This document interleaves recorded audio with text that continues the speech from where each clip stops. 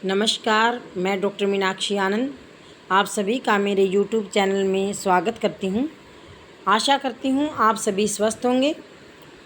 आज हम कक्षा 8 भारत की खोज तलाश चैप्टर 2 के प्रश्न उत्तर करेंगे और ये प्रश्न उत्तर बहुत आसान भाषा में दिए गए हैं और सभी बच्चे जो हैं इनको ध्यान से पढ़ेंगे व याद भी करेंगे। भारत की पहला प्रश्न हम शुरू करते हैं। भारत की अमरता के विषय में नेहरू जी के मन में कौन से प्रश्न उभरते थे?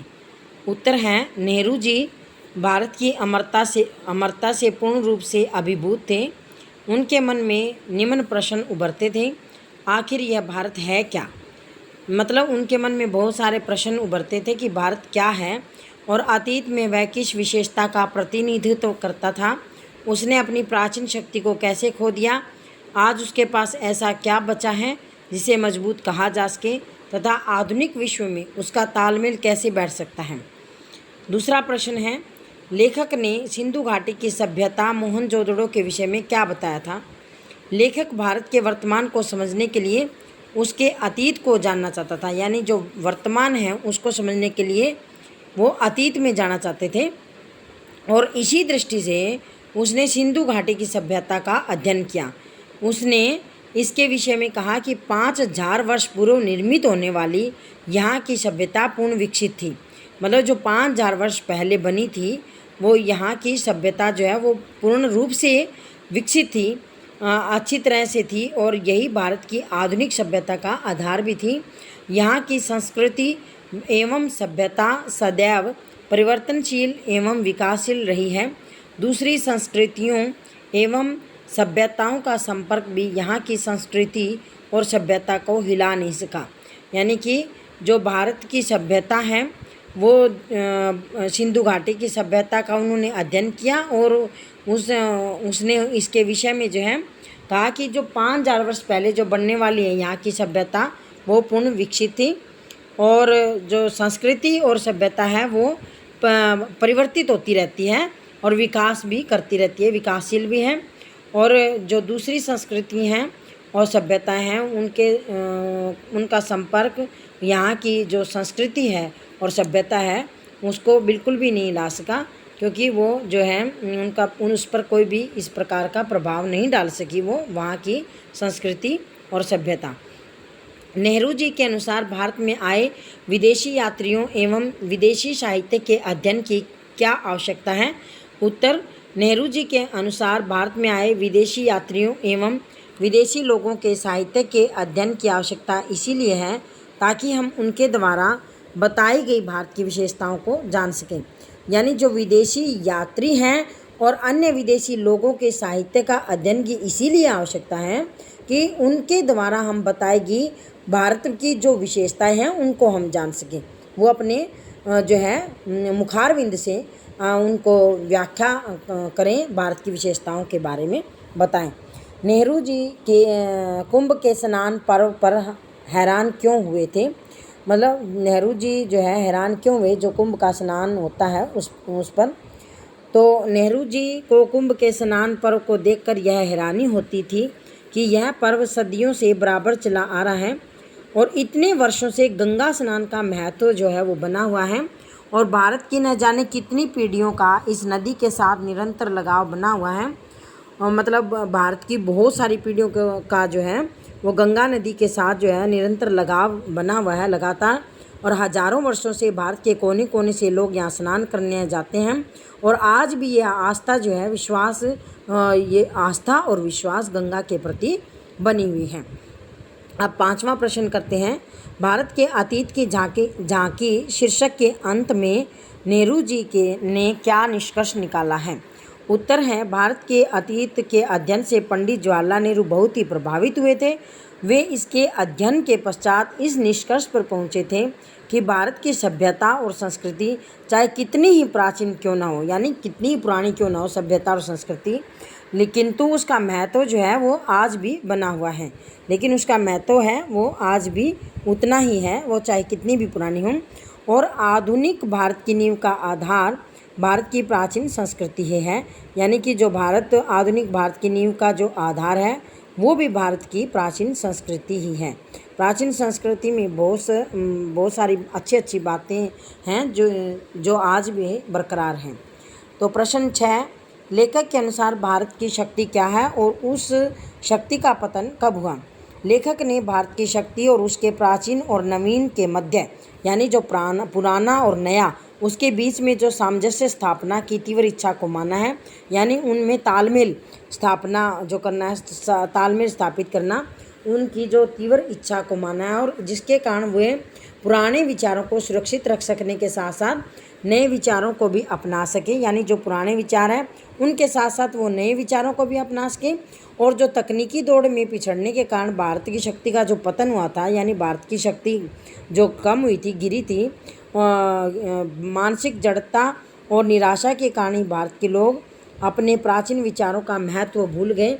यानी जो मानसिक जड़ता है और निराशा है, उसके कारण भारत के लोग जो है वो प्राचीन विचारों को और महत्व को भूल गए। जो मनुष्य की जो मानसिक बुद्धि है और जो निराशा है, उसमें भारत के लोग जो हैं वो प्राचीन विचार हैं उनका महत्व वो लोग भूल गए और नए विचारों को अपना नहीं सके, इसलिए भारत की शक्ति का जो है पतन हुआ। अब प्रश्न 7वां है, भारत की तलाश में लेखक ने किसे भारत की वह शक्ति बताया जो विदेशी शासक को चुनौती दे सकती है? यानी ऐसी कौन सी शक्ति बताई जो विदेशी शासक को चुनौती दे सके?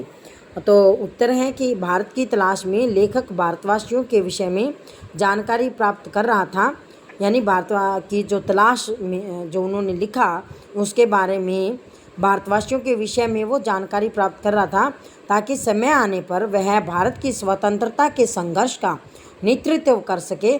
और सर्वप्रथम लेखक ने मध्य वर्ग के लोगों की ओर देखा।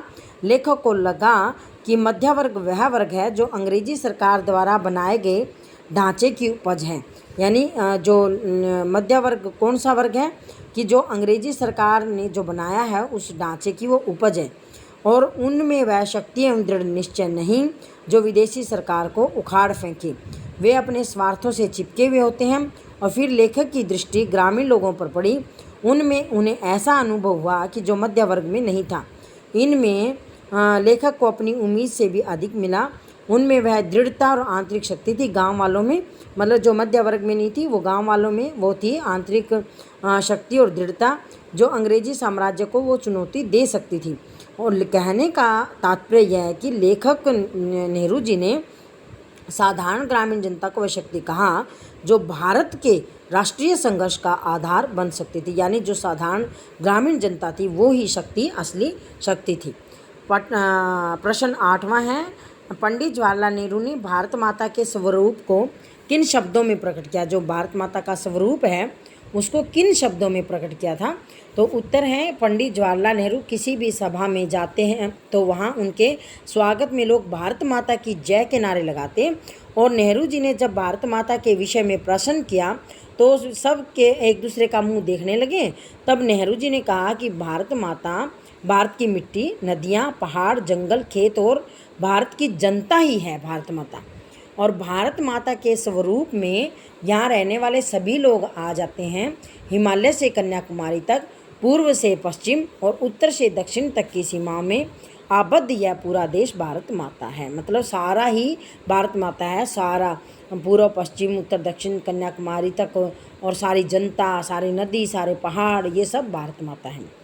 तो प्रश्न 9वां है, पठित पाठ के आधार पर बताइए कि भारत की विविधता कौन सी है? यानी जो पाठ पढ़ा है उसके आधार पर हमें बताना है कि भारत में विविधता यानी क्या क्या अलग है, विविधता है, और उनके रहते हुए भारत में एकता कैसे है। मतलब जो है विविधता बहुत सारी, लेकिन फिर भी एकता है, कैसे है? तो इसका उत्तर है, पंडित जवाहरलाल नेहरू ने देश के विभिन्न भागों में जाकर देखा तो उन्हें लगा कि भारत में अनेक विविधताएं साक्षात रूप में विद्यमान हैं। यहाँ के लोगों के जीवन में यह विविधता सर्वत्र देखी जा सकती है, यानी कि विविधताएं बहुत हैं और वो विविधताएं सभी और देखी जा सकती है। उनके रहन सहन, खान पान, वेशभूषा, भाषा, धर्म आदि में यह विविधता स्पष्ट रूप से देखी जा सकती है। यानी कि जो उनका रहन सहन है, खान पान है, वेशभूषा है, वो सब अलग अलग है, भाषा भी अलग है, विविधता बहुत सारी हैं। भारत की भौगोलिक स्थिति भी उसकी विविधता में छुपी है, यानी अलग अलग स्थान पर भारत की भौगोलिक स्थिति अलग अलग है। कहीं पर ठंड है, कहीं पर गर्मी है, कहीं पर कुछ है। इस प्रकार से कहीं बर्फ़ से ढका प्रदेश है, कहीं तपता रेगिस्तान है, अत्यधिक वर्षा होती है, कहीं एक बूंद के लिए लोग तरसते हैं। तो इतनी ज़्यादा विविधता होते हुए भी भारत क्या है, एक है। और उसकी एकता के सूत्र उसकी संस्कृति एवं सभ्यता में देखे जा सकते हैं। यहाँ विचारों की एकता ही उसकी मजबूत का आधार है। एकता की जो मजबूती एकता है, जो वो उसका यही आधार है कि यहाँ विविधता होने के बावजूद भी एकता है। 10वां प्रश्न है, भारत की जन संस्कृति लेखक को कहाँ दिखाई पड़ी थी? लेखक भारतीय संस्कृति के प्रति आस्थावान रहा है, यानी जो भारत की संस्कृति है उसके प्रति बहुत ज़्यादा आस्थावान रहे हैं। उसके विविध रूपों को देखने की उसके मन में तीव्र इच्छा रही है, यानी जो विविध प्रकार के रूप हैं उसको देखने में उनकी बहुत ज़्यादा इच्छा रही है।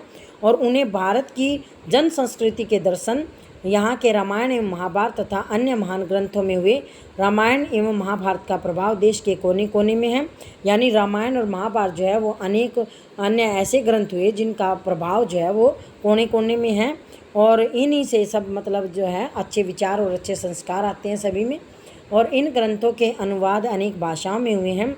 इनके बहुत सारी भाषाओं में भी अनुवाद हुए हैं। सभी जो है इनको अच्छी तरह से, जिनको हिंदी और उसके अलावा संस्कृत के अलावा जो और भी भाषाएं हैं जिनमें उनका अनुवाद हुआ है, उन्हें विविध भाषाओं के माध्यम से मंच पर भी दिखाया गया है। और अशिक्षित व्यक्ति जो जो पढ़ा लिखा नहीं है वो भी इसका आनंद लेते हैं। और रामायण की चौपाइयों को अनपढ़ व्यक्ति कंठस्थ ही नहीं करते, मतलब उनको याद ही नहीं करते, बल्कि अवसर पड़ने पर प्रमाण स्वरूप उन्हें प्रस्तुत भी करते हैं। यानी कि वो जो है जब भी अवसर पड़ता है तो वो उसको गाकर भी चौपाइयों को सुनाते हैं। गरीब होते हुए भी ग्रामीण उन्हें अपनी धरोहर के रूप में बनाए हुए हैं। और जन जन में सांस्कृतिक विरासत सुरक्षित है, यानी इस संस्कृति को सभी लोगों ने ये सुरक्षित रखा हुआ है। अब मैं कुछ बहुविकल्पीय प्रश्न उत्तर करवा रही हूँ, तो ये भी कृपा करके आप ध्यान से देखिएगा। भारत के अतीत की झांकी शीर्षक पाठ में लेखक ने भारत के किस काल इतिहास का वर्णन किया है?